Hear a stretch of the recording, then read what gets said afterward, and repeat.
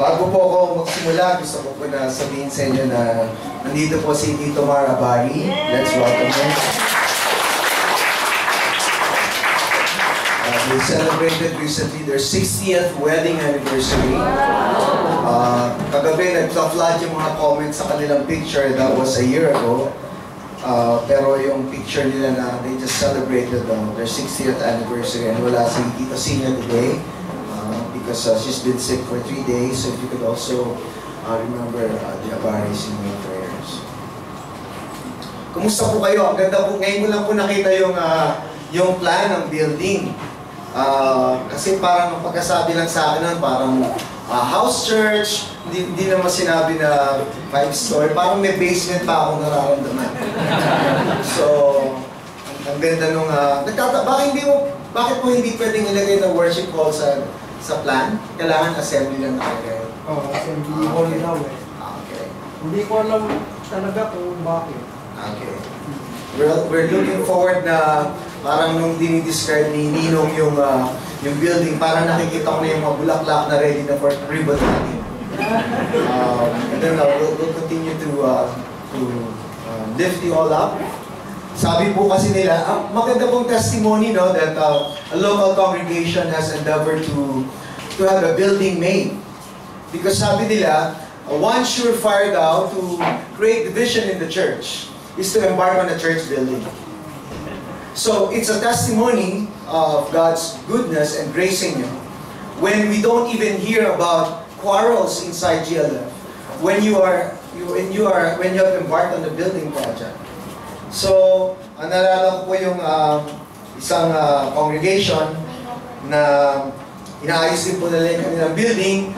Nung dinalaw ko po sila doon, kanilang church hall, nung nakadalaw po ako sa kanila doon, kanya-kanya po silang sumbong sa akin dahil pinagawayan po nila yung kapal ng simento na ilalagay. At yung disenyo ng kurtina, sabi ko, wala po akong alam dyan. Basta importante po masemento. Eh di ko ba, Pastor, dapat 8? Parang yung highway lang, ganun kakapal. Sabi ko, wala po akong alam dyan. Depende po yan sa budget. At saka so it was just amazing. So, even a church building project is a vehicle by which people may know na there is love. And para pag dinededicate na natin yung facility, ramdam nyo na talagang biyaya ng Panginoon. Kahapon po, yung clicker, yung magic clicker ni Nino. Kagabi there was an event here, and I was wondering how they're going to clean up the place because nagkaroon ng meet and greet yung school, and I later on joined the event. So pagkatapos ng meet and greet, meron pong isang father ng Ambassador School na macho, laki ng katawan. May tattoo pa siya dito. So, tinitingnan ko yung I was looking at his ID, and I saw a very familiar last name. Salarda. Sabi ko, Salarda ako eh. Salarda siya. And pag sinabi mong Salarda, isa lang pinanggalingan yan, at least I know, sa buong Philippines, that's in Bohol. So, sabi ko, Kuya, sandali lang. So medyo nilakihan ko rin, nag-chest out din ako. Tapos nilakihan ko yung boses ko, Kuya, taga-saan yung Salada mo? Sabi niya sa akin, Bohol, sabi ko, sa Bohol. Sabi niya, Garcia Hernandez, lumabas yung tunay ko, Kuya, pinsa kita! So, I found a relative, but we have not yet decided if I'm a cousin or if I'm an uncle. So, tumingin siya sa akin, parang minimension niya yung noo ko. Uncle ata kita eh. Pwede na, sabi ko. Sige. So, that's always a good thing when we hear of people na ang ganda na hindi mo kakilala, and then later on you will realize that, you know, you have the same walk, you have the same name, you have the same history. And then I started asking him, anong mga pangalan ng mga lolo na natatandaan mo? Wala siyang matandaan. Sabi ko, okay, there goes my search.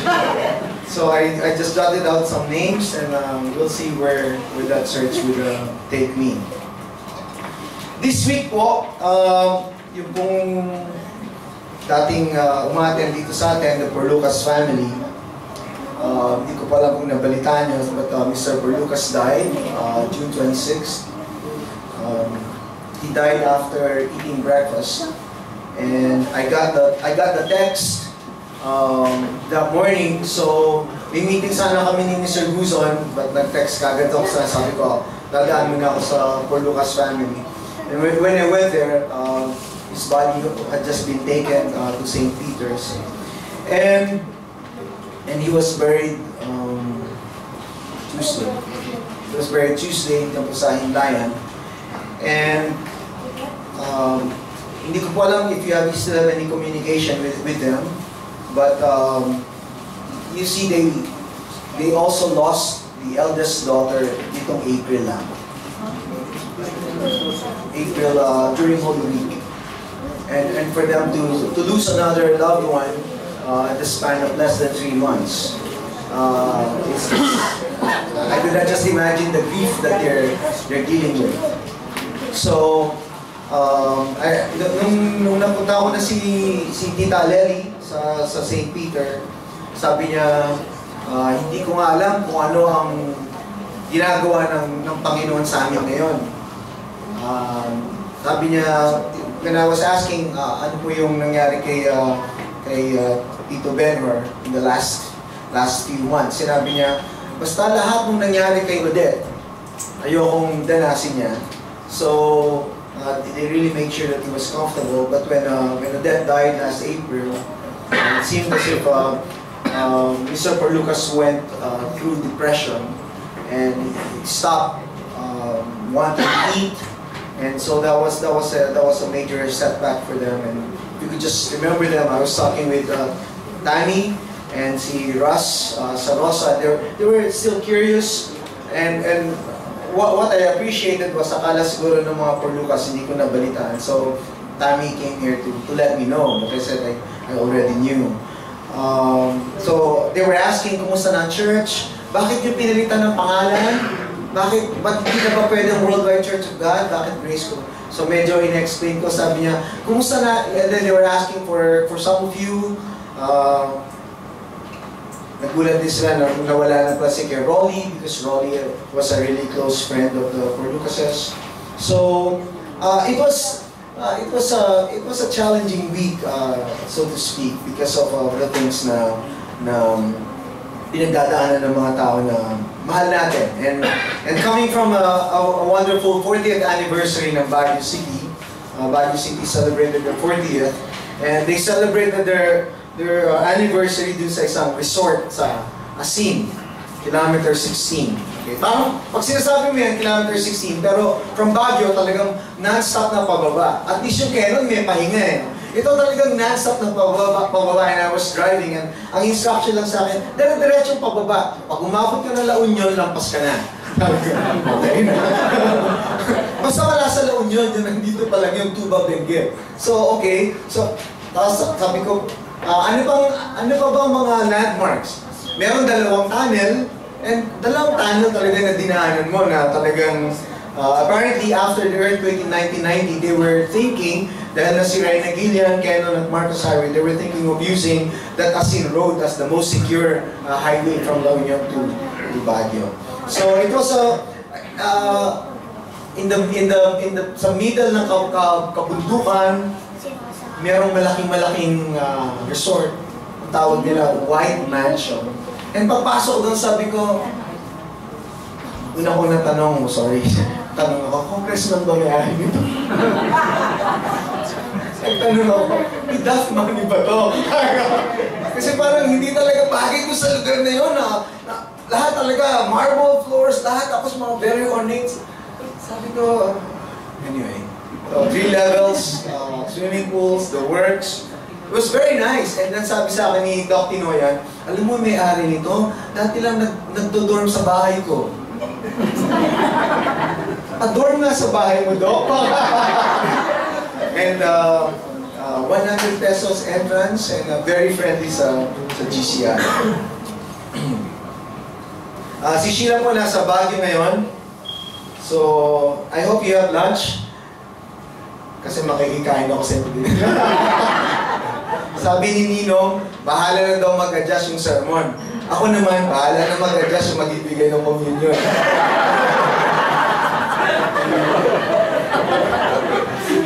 Sabi ni, pang ilang adjustment na to, no? Sorry, medyo, nung matagal na po ako ini-invite ni Pastor Ting, tapos nasasagasaan ko lagi. Minsan totoo ko pa talaga yun, ano? Kung saan pa yung malapit, yun yung hindi mo mapuntahan. Sorry po. Parang tumira po kami sa Santa Rosa, Laguna, 8 years. Lahat sila akala nila nakapag-Enchanted Kingdom ako. Hindi. Ganda ba? Hindi ko nga alam eh. So, pasensya na po. So, magbabago na po ako. Feel free. Sabi sa akin kay Eugene, sa GLF ako, sabi niya, ako nga din, next week daw. Sabi ko, hindi isa-isa na tayo. Kasi hindi tayo nahihirapan silang imbitahin tayo. Alam niyo naman po, we are at the... Munti ko na sabi, we are at the disposal of the nation. The beck and call. So, kung saan po tayo dadala, and so sabi ko kay Pastor Ting, sige, tuloy natin, hindi natin ito gagalawin. Eh, si Tito Mark, naghihintay din sa akin. Kung kailan ka pupunta, dadalaw din siya. So, good thing we're all here.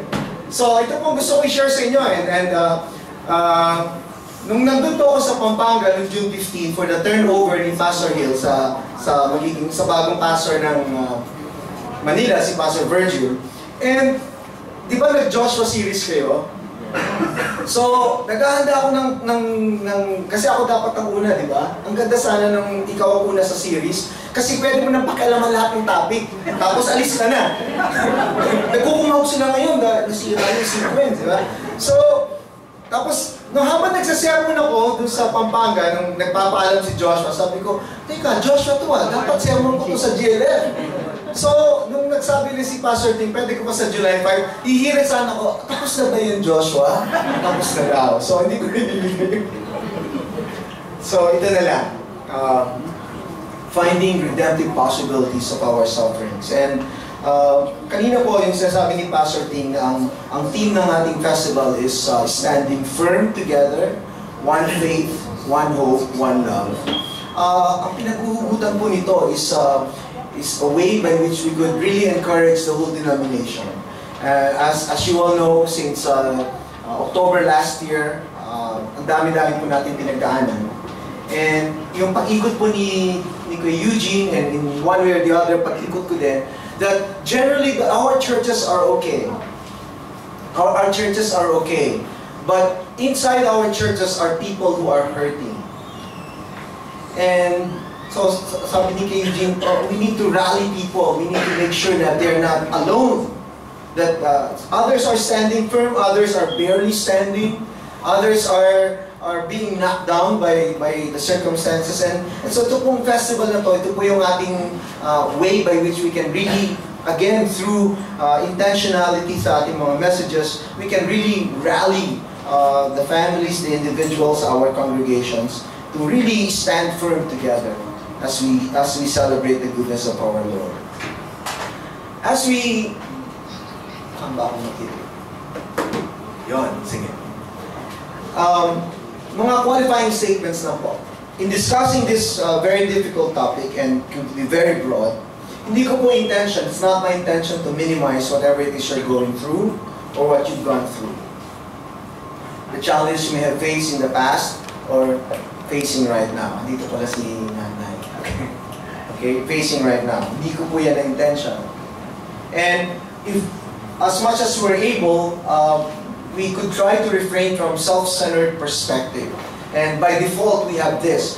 We define the world according to our experiences. And so many times, when we relate with other people, how we relate with them is still defined by our experiences. But ang self-centered perspective natin when it comes to all this experience would be to say that no one understands our pain. Kaya minsan parang, di ko wala yan, wala yan sa dinaanan ko, di ako mas mahirap. No, but because we may feel we may have suffered the greatest among the church members. Number 3, in the midst of our pain, we tend to reject some of the things that do not make sense to us. Mga qualifying statements lang po yan. Okay?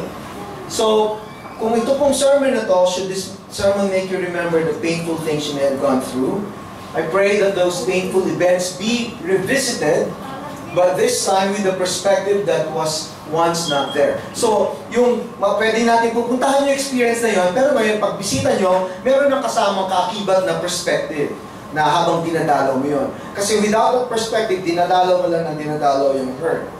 Okay? So that a reframing of the experience would take place in our hearts. Yes, right. Our most loving Father, thank you for your goodness. Thank you for your grace. Thank you, Lord, for all that you are to us, for being our all in all.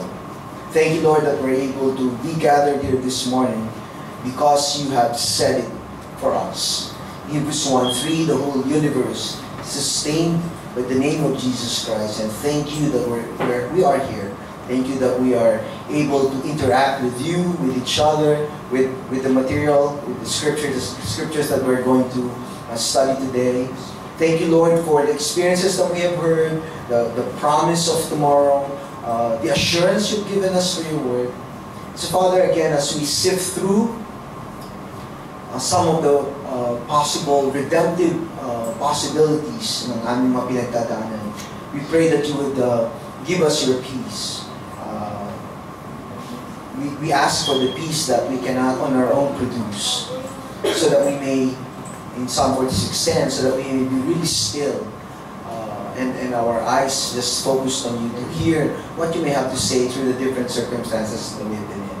Lord, we remember our brothers and sisters who are going through challenges right now, particularly those who have lost their loved ones, those who are going through some health challenges, those who are going through difficult interpersonal relationships, those who are having difficulties with finances. Lord, lahat po ng ito ay itinataas namin sa iyo, Panginoon, as we wait, as we look, as our hearts are open, as our hands are open, we lift it up to hear you, to see you, to experience you, even in the most dire circumstances we may be facing right now.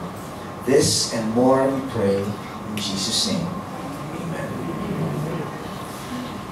Sabi po ni Max Lucado in one of his books, and I just want to quote what he wrote there when he said, "There is a window in your heart through which you can see God. Once upon a time, that window was clear. Your view of God was crisp.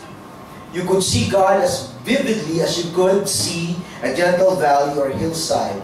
The glass was clean, the pane, P-A-N-E, the pane unbroken. You knew God. You knew how He worked.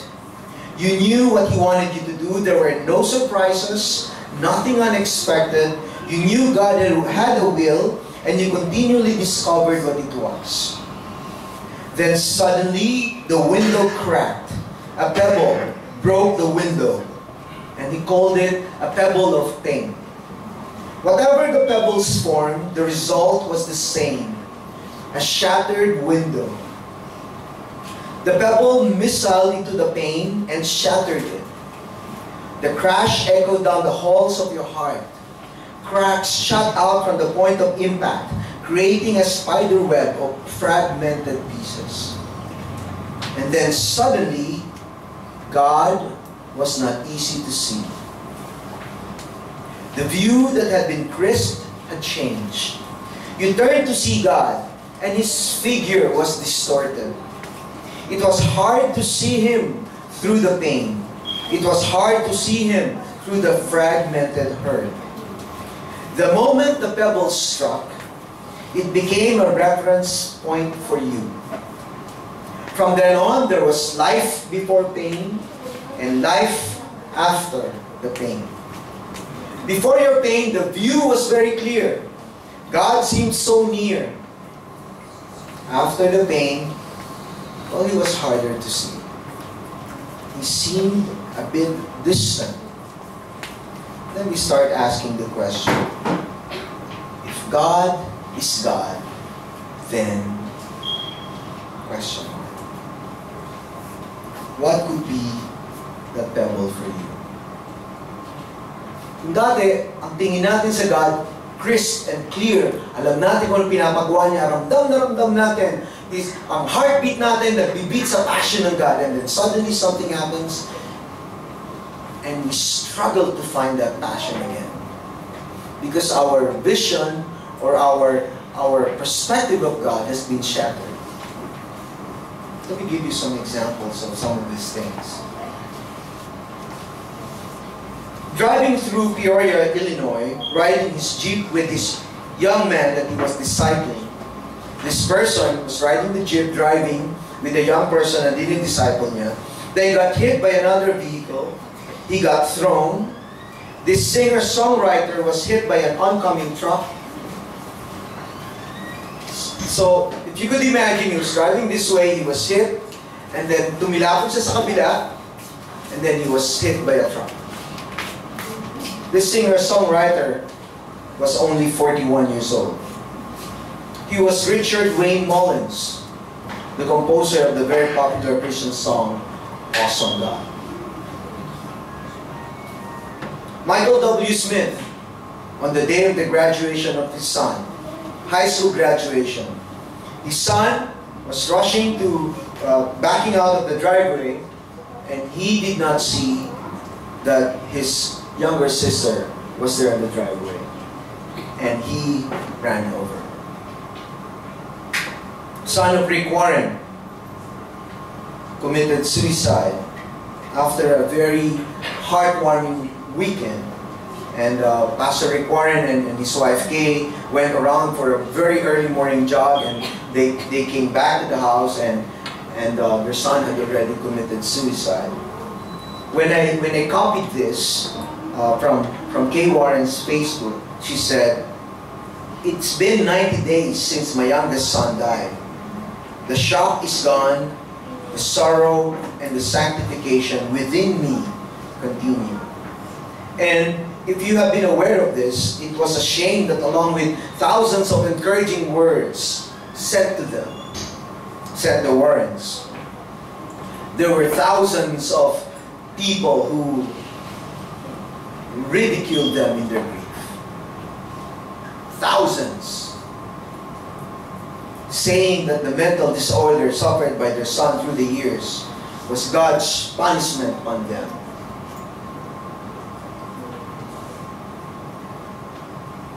When Captain Jessup Mainting's plane crashed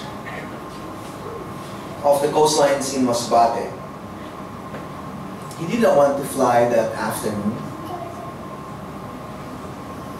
He planned to be in Hinatilan that day, Saturday.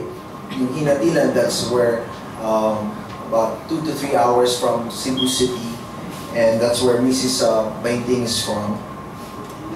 And they had built a nice retreat place there, and he wanted to be in that place. Then fly to Bacolod to be with Kuya Eugene for the ordination of a PT member. But then the secretary, Jesse Robredo, called him up and personally requested him to fly the plane. And he was rushing out to the hangar, and he just got his bottle of water. And according to Tita Margie, that was the only time when Captain Jessup Mainting was in such a hurry that he did not kiss his wife. And many times, Pastor Jessup would just grab the water from the fridge and then kiss Tita Margie and say, "Kiss muna ako kasi baka last na to." That day, that afternoon, he was rushing that he failed to kiss his Tita Margie. He failed to give his wife the kiss. And so, I was going through some of these examples, and these things happen to some of the more inspiring people I have known, at least through online or through the works, or particularly Captain Jessup. But when we encounter the storms in our lives, as we struggle to make sense out of it, we try to find the reason why. We try to, as if finding the reason would make it a little bit more tolerable. Who is this God who lets trauma and disaster devastate the hearts and hopes of people who love Him and trust in Him? Who is this invisible, silent God who claims to never leave nor forsake us, when at times we ask, where is He when we really need Him? The Bible gives a good deal of attention to the reality of suffering. It does not regard it as an illusion, nor deal with it superficially. One of the ways by which we deal with this issue superficially, and hindi ko alam kung sasagasa po ako sa inyong perspective, is when we even cite scriptures inappropriately. The scriptures are there, or when we cite them at the most ill-timed manner. So someone is hurting, and then you say, I don't know why God did it, and then you quote Romans 8:28. Oh, nakalimutan na ba? Sabi dito, in all things, God is at work. Well, dun na lang muna. The book of Job is given solely to that question, where is God? The books of Jeremiah and Habakkuk have much to say about that suffering as well. And if you're going to go through the book of Psalms, about 1/3 of them, the prayers of the Old Testament are cries that arise out of doubt, disappointment, and pain. Yung sinasabi minsan pag sinasabi ng psalmist, you smite all my enemies. Parang binasa mo yun, paano ko yun ang devotional mo, no? Oh Lord, it's quite okay. The Lord will not answer those kinds of prayers. But what we see in Psalms is that the Lord is big enough to accommodate our anger when we go through all of these things. And that's what I love about it. It meets it head on. Okay. The New Testament also has some very significant passages about suffering. Because when we come to the New Testament, however, there are no longer only any of the questions we find in the Old Testament, such as, does God care? Has He forgotten to be merciful? In the New Testament, pag titignan niyo yung framework, pag ina-address na when it comes to suffering, there is joy, there is confidence, there is hope, that even the greatest, you would say that even the greatest suffering cannot overwhelm. That's the big difference between the Old Testament and the New Testament. And there is a reason why. Because something has made a dramatic difference. In the New Testament, God has a face. In the New Testament, there's a reality, there's a being who wept with them. There is a being, there's Jesus Christ, who died on the cross and cried out, Abba, my God, why have you forsaken me? There is a face. And what they saw, when you look at the New Testament, what they experienced, definitely assured them that God is not indifferent. Ang ganda dun sa Psalm, an ever-present help in times of trouble. God is not indifferent. God is not indifferent to suffering. Alam niyo po, I was able to be in Tacloban, I think about 4 times. And the first time I was in Tacloban, wala akong nagsasalita about their experiences. Because they're all just busy wanting to put food on the table, to rebuild their homes. Pero yung panghuling taon na po sa Tacloban, people are ready to talk. People are just, yung mga expression nila was, Kuya, taga saan ka? Pag sinabi mong hindi ka taga doon, pag sinabi ng taga Manila ka, or somewhere, they will start telling you stories kahit hindi mo tinatanong. So, naging practice ko na kahit sasakay ka ng tricycle or ng jeep, pag nandun ka sa Jollibee, you would ask, so where were you when it happened? And that question would just elicit so much response. One time, sabi sa akin ng tricycle driver, Kuya, kung gusto mo, may papakita lang ako sa'yo. Gusto ko sana sabihin, dito na ako, baka singin mo pa ako kung saan mo pa ako dadalhin. Dito na lang ako, 8 pesos lang ang bayad. Sabi niya, may papakita lang ako sa'yo. Sige. And so we drove for a while, for about 5 minutes, and then he stopped in the middle of the road. I said, what's over here? Sabi niya, dyan ko po nakita yung nanay ko, wala na pong ulo. And then he was just describing it to me as if it was just, parang binasa lang sa news na hindi niya kamag-anak. And I was like, teka muna, dahan-dahan, kasi... And then, I visited another church. Si Morex Almeida is one of our youth leaders, pero na-pirate ng ibang church. So, he was there now. He was there, and I went through the church hall, and there was one man there na parang meron siyang malaking problem. And sabi niya, usually tahimik lang yan, pero pagpasok ko, lumapit sa akin yung young man, and he was telling me, may tinuturo siya sa kanal. Sabi ko, anong nawawala dun sa kanal? Sabi niya, doon niya nakita yung kapatid niyang lumulutan. Okay. But God is not indifferent to what they're going through. Then you go through their ano ba tawag doon, mga rehabilitation centers nila, and it is as described. As described. And sa pagpasok ko doon, sabi ko, as described, and the suffering goes on. Nung nangyari po sa Zamboanga, yung civil war na nangyari doon, and talagang pagbaba ko po doon sa sasakyan ng ating church member, sinara ko kagad yung car. Sabi niya, bakit po? Hindi ko kaya yung amoy, sabi ko. Kasi it was still there. Ano pa yung amoy, hindi ko kaya. Okay po, tuloy na tayo. Sabi ko, paki-off yung aircon, pumapasok yung amoy. And sabi nila, buti na nga po mabait ang God eh. Kasi alam niyo po ba, kung saan nagretrata ang MILF at government troops, several years ago, across from that road, doon po kami nag-church. Sabi ko, wow. So, ilang taon na kayo nilipat? So, po, may mga 5 years na kami lumipat. Pero, yan lang ang church namin, yung papasok na iskinita na yan. And dito nangyari yung battle talaga, dito yung church natin. Nag-meet. 1 Peter 3:18. For Christ also suffered once for sins, the just for the unjust, that He might bring us to God, being put to death in the flesh, but made alive in the Spirit.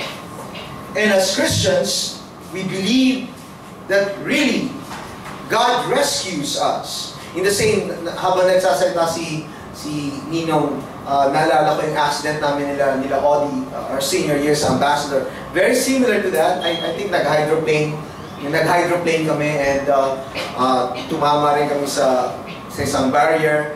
Bumagsak kami sa embankment sa gitna, and I was in the middle. I was in front. And I just closed my eyes kasi nakita ko may padating na 18-wheeler truck, tatama sa amin. So tumama sa amin, and then, the first thing I was like, am I alive? Am I alive? And then you look, sabi rin ng state trooper na nakita niya yung wreck na vehicle, sabi niya, yung unang report niya, it was reported that there are about 8 college students there, and I'm looking at the wreck, sabi ng state trooper, maybe we'll have about 4 casualties. And God rescues us. And when I called, kasi galing po kami sa SCP, I called the SCP camp and I said, we had an accident. So, it's okay, drive on. No, we totaled the van. Okay, just sit tight, and we'll send another van to you. Keep on driving. Gusto ko sana sabihin, nakita kami mamatay, sabog-sabog yung gamit namin sa highway. Pinukuha namin yung mga underwear namin sa kalye. Nanginginig kami, it was raining. Dumating yung van, and hindi ko malimutan yung classmate ko si Jeff. Dahil ako yung trip leader, kinuha ko yung keys, I go, okay, Jeff, you drive. And I wasn't looking at him. Jeff, you drive. Si Audie was driving at that time. And sabi ko, Audie, sige, pahinga ka na muna sa likod. But nobody wanted to drive. And then after 2 hours, nag-request si Jeff na ako naman daw mag-drive. And then later he told me, you know what, when you gave me those keys, I wanted to cry so that you won't give me the keys. Sabi ko sa kanya, yeah, if you give it back to me, ako rin iiyak. But if you look back at those things, daanan nyo yung mga pinagdaanan nyo sa buhay nyo, and then you will realize that God indeed rescues us. But we believe He rescues us from what we actually need rescuing from. So, what are some of these things? Let me just skip to that kasi kawawa naman yung magbibigay ng communion. Okay? What are the redemptive possibilities of what we go through? Number one, this allows us to extend comfort to others who are suffering. Napakaganda na merong saysay. Huwag naman natin gawin na, kaya pala ako nandito, para sino kaya tutulungan ko? Apat ka na kagad tumulong, no? You're in denial, my brother. Okay? So, but it allows us to extend comfort to others. Sino ang tutulong? Many times, if you've been through the same situation, you don't need a lot of words, right? Yakap lang, nagkatinginan na kayo, naiintindihan na. Whereas if you have not been there, the tendency is to keep on mouthing some platitudes now. Christian ka, so dadangyan mo pa ng marami. Ayaw mo makinig, tapos talagang babasahan ka ng devotional para talagang kakanta ka na ng praise song. Anything, but you know what? If you have been there, because of this, you can extend comfort to others, specifically that would meet their pain. 1 Corinthians 1:3-5. Blessed be the God and Father of our Lord Jesus Christ, the Father of mercies and God of all comfort. You know what I like about Apostle Paul? May term yung mga young people ngayon kino-combo finish daw. Pagbabasahin mo sa Apostle Paul, hindi ba pwedeng the Father of our Lord Jesus Christ, the Father of mercies? Pwede na, di ba? Lalagyan pa yan, the God of all comfort. So, there are a lot of things that comforts us, but you know what? It's God who can just totally comfort us. Nagpapagamit lang tayo. Mas maganda sana is tayo yung nagpapagamit ng tama. Sabi niya ito, who comforts us in all our tribulation. Ganon ka pragmatic, ganon ka ano si Apostle Paul, in all, not in some, not in few, not in many, all. That we may be able. Pwede sana tapos na nun eh. Wow! God, thank you! That we may be able to comfort those who are in any trouble with the comfort with which we ourselves are comforted by God. This is something that you will not manufacture from within you or coming from your training or coming from your perspective. It is almost like yung comfort na binigay sa inyo ng God is the same comfort na binigay mo. Because if kung aasa tayo sa ating sariling kakayanan, we might hurt more people than comfort them. And I really love this. For us, the sufferings of Christ abound in us, so our consolation also abounds through Christ. Yung pong pinagdadaanan ninyo, in whatever way, whatever shape or form, in varying degrees, those are raw instruments by which other people may be comforted. Raw materials. So you cannot, hindi mo pwedeng sabihin, Lord, bakit ko ito pinagdaanan? Pwede mo sasabihin na malalaman mo yung reason ng God. Pero the question now is like, Lord, when I am done, when I am in my way, parang 80% na process ko ito pinagdaanan ko, Lord, I know, magpapagamit ako sa iyo so that the same comfort I received from you, the comfort I will give to others who are going through this as well. Suffering develops humble dependence on God. Humble dependence on God. You cannot, when you're suffering, you cannot plan what you're going to do sa December. You cannot plan what you're going to do on a long weekend. Ang iniisip mo na lang tomorrow. Mamaya. It's a minute by minute walk.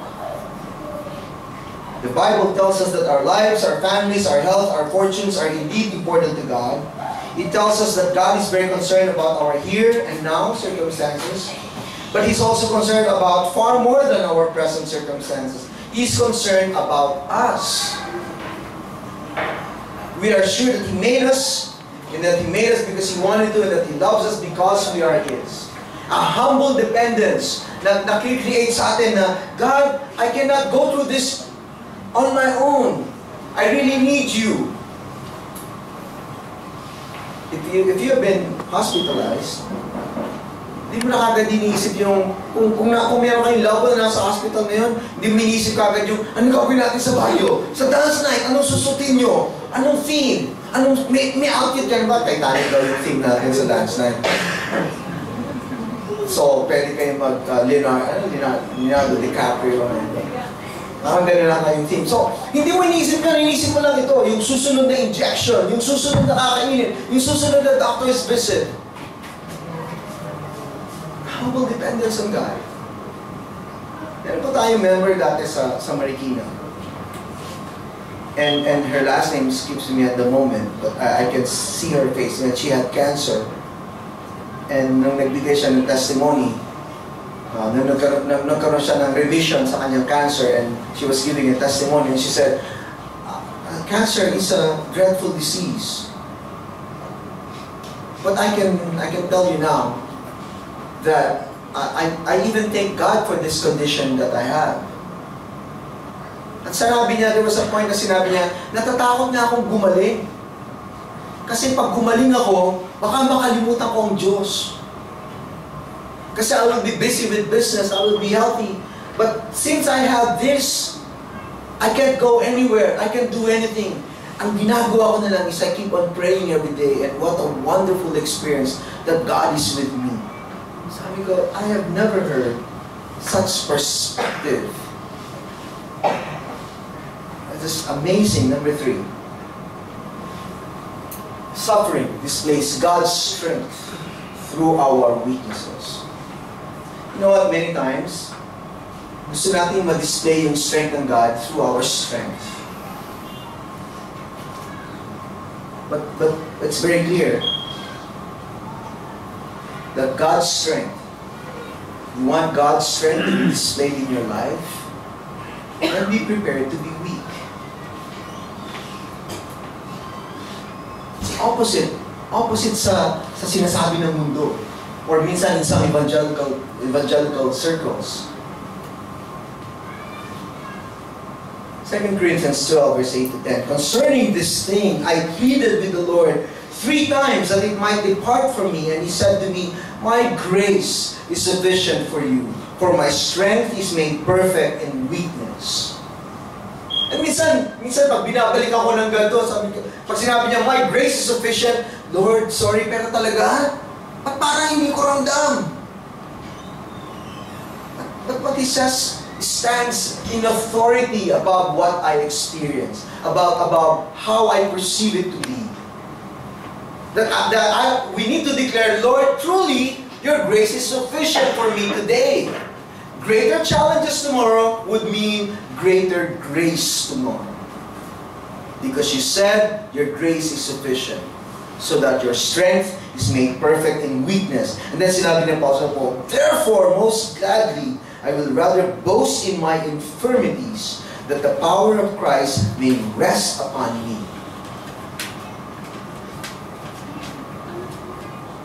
It's very humbling to study the writings of Paul. Most gladly, I will rather boast in my infirmities, that the power of Christ may rest upon me. Number 4. Suffering gets us ready for heaven. Okay, matakot. Hindi na tayo natakot sa word heaven, right? Heaven is the presence of God. We are enjoying the presence of God here. That's why, minsan ginagamit ko yung statement na, on this side of heaven, there's also a side of heaven here. Hindi pa maayos ng todo because we mess it up. But heaven is more about the presence of God. Being in the presence of God. So when we suffer, it gets us ready, it gets us anxious to be with God.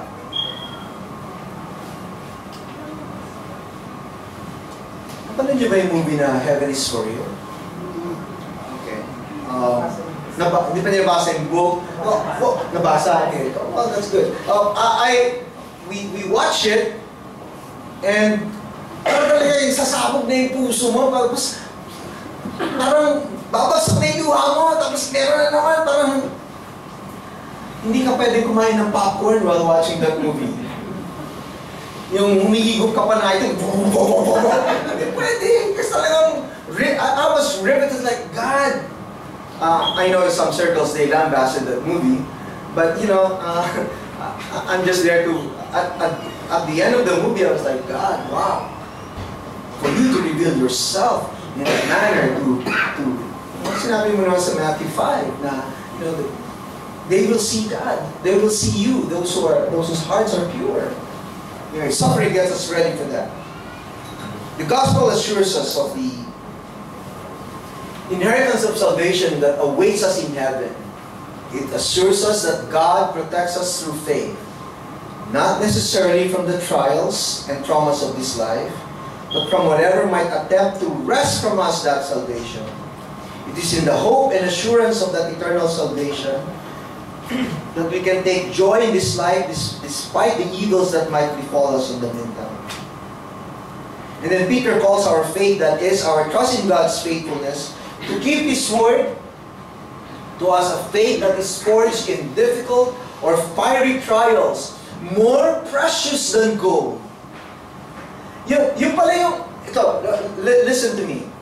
When things are happening our way, the last thing na inisip natin is something more precious is coming out. Something is being forged in me. No. But that's a reality. There was a network that wanted to interview ano daw ang trabaho ng mga blacksmith. Ano ginagawa ng mga blacksmith? Mga panday, di ba? They pound the iron and then nilalagay nila sa para ma-sift through yung mawala yung dross. Okay? And then someone asked, how do you know? How do you know when it is time to take it out of that fire? Sabi ng blacksmith, it's easy. Kung hindi mo ba, kung tatanggalin mo kagad, hindi siya maluluto ng gusto. If you let it stay for too long, the material may be damaged. So sabi niya, so how do you know when it's time? Sabi niya, I take it out of the furnace or yung pang purify ng dross when I look and when I can see my face in it. In the same way sa atin, when we go through difficulties, pag tinanggal kagad tayo ng God, in those difficulties we go through, we may not get the point. But if God allows us to stay longer, our faith may get damaged. And I submit to you that when God sees His face as we go through the trials, as we go through the suffering, just like a wonderful blacksmith. God has been likened, basahin niyo sa Old Testament, has been likened to a blacksmith. That He removes us from that because He can already see His face. 2 Corinthians 4:16-18. Therefore, we do not lose heart, even though our outward man is perishing, yet the inward man is being renewed day by day. For our light affliction, which is but for a moment, is working for us a far more exceeding and eternal weight of glory. We need to read this while we are here now, na bumaon na siya sa puso natin. Kasi when it gets really painful, when merong mga storm, ang hirap paniwalaan ito. So, ang pinanghahawakan natin for our light affliction. Sino nagsusulat ito? Apostle Paul. Hardcore veteran pagdating sa mga suffering. Kaya minsan pag, naman, grabe naman to, kung buong finish, ang daming pinagdaanan, sasabihin lang ng apostle, our light affliction, which is but for a moment. Diba? It feels like forever. Pero, ang galing pagkasabi niya, is our light affliction, which is but for a moment, is working for us. We need to stand on this by faith. God, you are doing something far more exceeding, eternal weight of glory, then so be it, Lord. Pero, matagal. Oh, hindi pa ba? Okay na ba, Lord? Luto na ba? Hindi pa? Okay.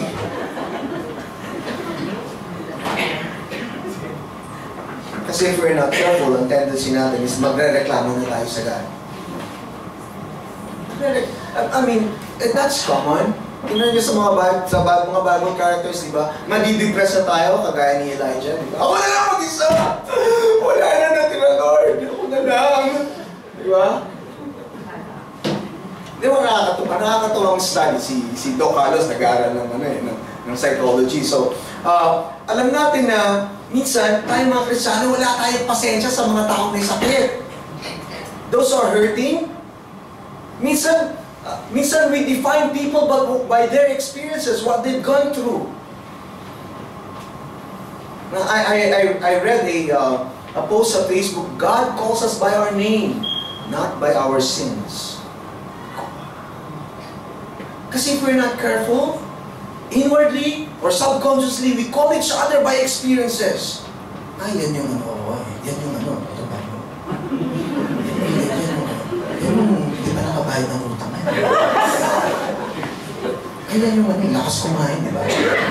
Hindi naman nagdadala ng bakit sa patak. Lakas kumain, tapos may take out pa. Diba? Ay, pero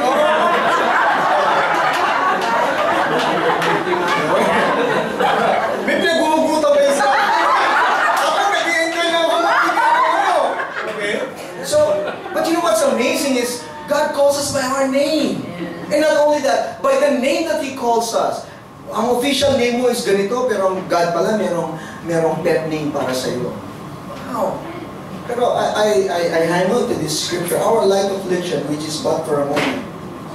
So, when we are comforting other people, huwag niyo naman silang bugbugin nito. Oh, sabi na dito, basahin mo yan, oh! Anong nakalagay? Sinabi bang heavy moment? Light! Mayos ka nga! 3 linggo ka nang iyak ng iyak. Okay, sabi po nila, minsan daw ang dichotomy ng mga Christians ay ganito, masarap daw takbuhan pag may problema, pero madalas daw masarap takbuhan palayo pag may problema ka kasi bubugbugin ka ng scripture. Ang taong hurting, ang kailangan po kadalasan ay scripture that is walked out, lived out, hugged out. While we do not look at the things which are seen, but at the things which are not seen. Ano daw? Ganun ka, di ba? Imagine mo, nahihirapan ka na nga, binabanata ko pa ni Paul ng mga tumitingin ka sa mga nakikita, pero sa mga hindi nakikita, ano ba, Apostle Paul? For the things which are seen are temporary, but the things which are not seen are eternal. Kilala niyo po si Rene, yung nagluluto sa Baguio, ang pangalan na? Luna, no? And, kasi he'd been through a major stroke. Ay, hindi, akala ko, okay. Major stroke, no? Na-stroke talaga siya. Nung nakita ko po siya nung January, February, talagang napaano ako sa God naman, parang, naka-wheelchair siya and his body was deformed. But more than anything, yung deformity ng katawan niya, mas nakakaawa yung kanyang resignation sa buhay. Na talagang sabi niya, ayaw na niyang tumayo, ayaw na niyang kumain, meron siyang physical therapy schedule, ayaw na niyang puntahan, nagagalit siya. Sabi niya, saan ba ako pipirma? Para pipirmahan ko na hindi na ako lalakad, para mamatay na ako. So talagang, he started attending our church again, in GCI. And what's amazing was the fellowship ng Baguio just welcomed him. Parang for a while nag-attend siya sa iglesia dyan sa may Commonwealth, the version sa Baguio. So parang they welcomed the whole family. Si Irene parang every Sunday iyak ng iyak, and you know, yung hirap ng pinagdadaanan. And the last week I saw him, nakakatayo na siya. Ang ganda-ganda na ng aura niya. Okay? Naka-wheelchair pa rin siya, pero tinatayo siya nito on Sunday na, pinag-pray siya kung try mong tumayo. And medyo nakatayo siya, medyo gumagano. But nakita mo na yung aura sa face niya na, I want to live. There's hope. Ganun po, yun po isang role natin as people who have been redeemed by the Lord. So that with the comfort we ourselves have received, we extend it to others as well. The things which are seen are temporary, but the things which are not seen are eternal. 21:4. And God will wipe away every tear from their eyes. There shall be no more death, nor sorrow, nor crying, and there shall be no more pain, for the former things have passed away. Who is this God who lets His people suffer even though they cry out to Him for deliverance? He is Jesus Christ, the Lamb of God, the one with the nail holes and the spear wound. You will recognize Christ. The one with the bloody gashes and laceration, the crown of thorns. Siya yung ridiculed, he was lied about, they beat him up, they murdered him. Is the one who stays right by our side. In all our pain and anguish, He suffers along with us. Ang kagandahan nun, pag inisip kasi natin na God is with us, inisip lang natin, I suffer, nakakatabi ko lang siya. Pero hindi niya nararamdaman yung suffering ko, basta nandiyan siya sa tabi. Well, naliman natin, He suffers with us. He cries with us. He suffers along with us through every grief and heartache. He doesn't leave us, not even in our darkest nightmare, Deuteronomy 31, Hebrews 13:5. But though His presence is invisible, He walks through them with us. Kinakanta natin ito eh. But many times the reality is lost in the musicality of the piece. He walks with them. He walks with us through all of them. He cries with us. He aches with us. Hebrews 2 verse 18.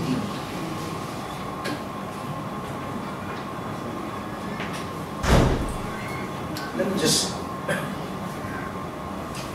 Ayoko naman na masyado maging anxious yung magbibigay ng communion, but let me just end with this song. These are just redemptive possibilities. And there could be many more that God may be doing in your life. There's a song by Laura Story. I'm not going to sing it. I'll just read it. We'll just read it. It says here, we pray for blessings. We pray for peace. Comfort for family. Protection while we sleep. We pray for healing, for prosperity. We pray for your mighty hand to ease our suffering. All the while, you hear each spoken need, yet love us way too much to give us lesser things. Because what if your blessings come through raindrops? What if your healing comes through tears? What if 1,000 sleepless nights are what it takes to know you are near? What if trials of this life are your mercies in disguise? We pray for wisdom, your voice to hear. And we cry in anger when we cannot feel you near. Without your goodness, without your love, as if every promise from your word is not enough. All the while, you hear its desperate plea and long that we have faith to believe. Because what if your blessings come through raindrops? What if your healing comes through tears?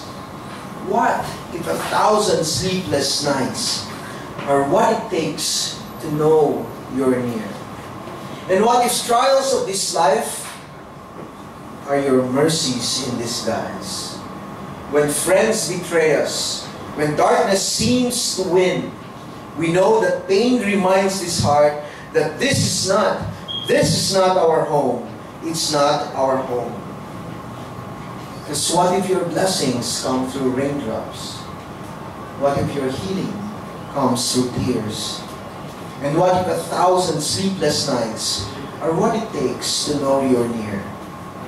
What if my greatest disappointments or the achings of this life is the revealing of a greater thirst this world cannot satisfy? What if trials of this life, the rain, the storms, the hardest nights, are your mercies in disguise? We read in 1 Peter 1:6-9, "In this you greatly rejoice, though now for a little while you may have had to suffer grief in all kinds of trials.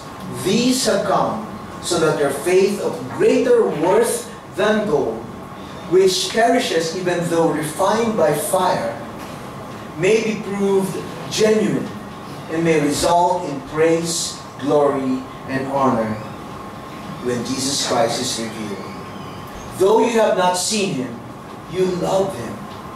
And even though you do not see Him now, you believe in Him and are filled with an inexpressible and glorious joy. For you are receiving the goal of your faith, the salvation of your souls." Let us pray. Our loving Father, we thank you for your nearness. We thank you that you care for us so much, that when we suffer, you suffer with us. We thank you, Lord, for the redemptive possibilities of our experiences. Would you teach us to surrender all of these things to you, Lord, so that they may be the raw materials by which your miracles, by which your comfort, by which your wisdom, your strength may be revealed in us, through us, with us, and because of us. God, we pray for our families, for our faith community. We pray for the many millions of our countrymen who are going through still a lot of suffering. We pray for the Christians in Iraq who are suffering right now, God. Lord, we lift them all up to you, Lord. And we stand ready to be used in whatever way, shape, or form.